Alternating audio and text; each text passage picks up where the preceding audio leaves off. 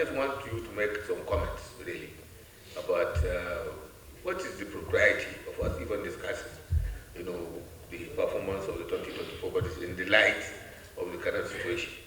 I think maybe with the permission of the chairman, maybe we might need to appraise the performance of the budget maybe before the end of the extension period, so that by, say, the middle of May or so, we need to come, so that the kind of experiences that we have had this year will not be repeated, so that we can appraise by the end of the life of this budget, how much have you gotten.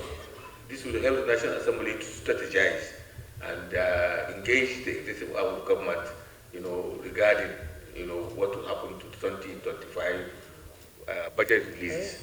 Thank you.